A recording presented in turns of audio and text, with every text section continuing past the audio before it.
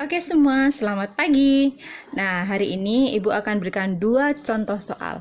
Gunanya atau tujuan kita belajar contoh soal ini adalah yang pertama, agar anak-anak bisa menentukan nilai-nilai perbandingan trigonometri tidak hanya pada materi yang sebelumnya, pertemuan yang sebelumnya itu di kuadran-kuadran, tetapi juga sesuai dengan pertanyaannya. Yang ini titik, kalau yang satunya nanti salah satu perbandingannya diketahui.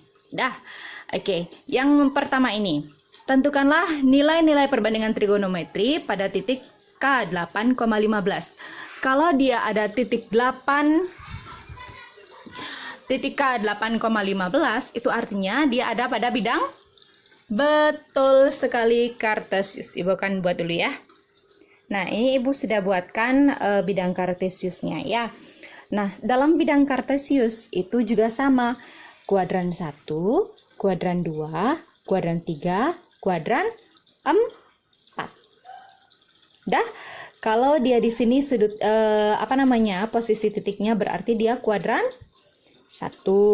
Kalau dia di sini berarti kuadran 2. Kalau di sini adalah kuadran Kalau di sini adalah kuadran 4. 1, 2, 3, 4. Seperti di penjelasan sebelumnya. Hanya ini menggunakan titik. Sama aja.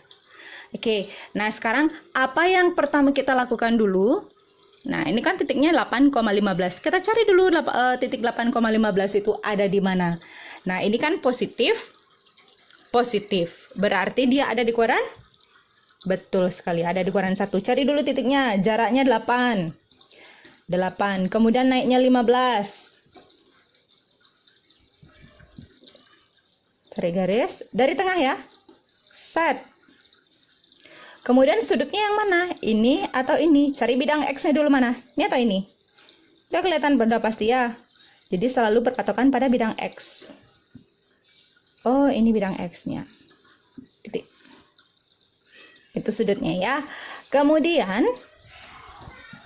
8,15. Kemudian kalau ini adalah sudutnya, berarti kita bisa tentukan D, Mi, dan Sa. Yang di depan sudut itu adalah D. Yang di sebelah sudutnya adalah Sa. Kenapa ini Mi, Bu? Kebetulan miring? Enggak, karena ini kan akibatnya adalah siku. Jadi ini Mi. Sudah diketahui atau belum? Belum lah, kita cari sekarang ya. Nah, D-nya sama dengan 15. Sa-nya sama dengan 8. Berarti Mi-nya berapa? Akar dari D kuadrat ditambah Sa kuadrat. Yuk, D-nya berapa? 15 kuadrat tambah 8 kuadrat. Maka berapa ini hasilnya? 225 tambah 64, 289. Akar 289 berapa sih? 17. Kok bisa, Bu, 17? Coba aja cari. Ya, 11 kali 11, 12 kali 12, 13 kali 13, dan seterusnya. Bisa ya? Berarti Mi-nya sudah ketahuan adalah 17. Terus apa langkah berikutnya, Bu? Langkah pertama sudah. Langkah pertama membuat gambar. Langkah kedua cari unsurnya D, Mi, dan Sa. Langkah ketiga, check it out. Nah, ini adalah langkah ketiga. Jadi kita menentukan sin, cos, tan, kosekan, sekan, dan kotan sesuai dengan relasinya ya. Sin yang pertama, kita sudah tahu D-nya berapa, Sa-nya berapa, Mi-nya berapa. Tinggal munculkan di sini. Tetapi ingat, dia ada di kuadran berapa? Oh, dia ada di kuadran 1, Bu. Ada di kuadran 1, berarti semuanya positif. Ya, positif, positif, positif, positif, positif, positif. Nah, sekarang di sini D, Mi, D-nya 15, Mi-nya 17. Koseknya berapa? Tinggal balik aja. Selesai. Yang di sini sekarang. Sami, Sa-nya berapa? 8 per Mi-nya 17. Yang sini 17 per 8. Yang ketiga, D per Sa. D-nya adalah 15, Sa-nya adalah 8. Di sini balik aja. 8 per 15. Selesai. Satu soal. Dah, jadi langkah pertama membuat gambar. Kemudian langkah keduanya, cari unsurnya. Langkah ketiga, tinggal tuangkan dalam kuadran trigonometri. Oke? Sip ya? Cus. Lanjut ke contoh 2. Diketahui cos theta sama dengan negatif 5/13. Theta ada di kuadran 2. Tentukan nilai-nilai perbandingan trigonometri lainnya. Langkah pertama adalah kita harus membuat mantranya dulu. 5/13. Mantra cos adalah sa per mi. Maka sa itu nilainya 5, mi itu nilainya 13. Jadi kita nggak usah terpengaruh dulu sama negatif dan positif ya, biar nggak bingung. Kemudian dilanjutkan. Apa yang belum kita cari? Yang belum kita cari adalah D. Benar. Maka untuk mencari D, mi kuadrat dikurangi sa kuadrat. Kemudian berapa nih nilainya? 13 kuadrat dikurangi 5 kuadrat. Berapa nih?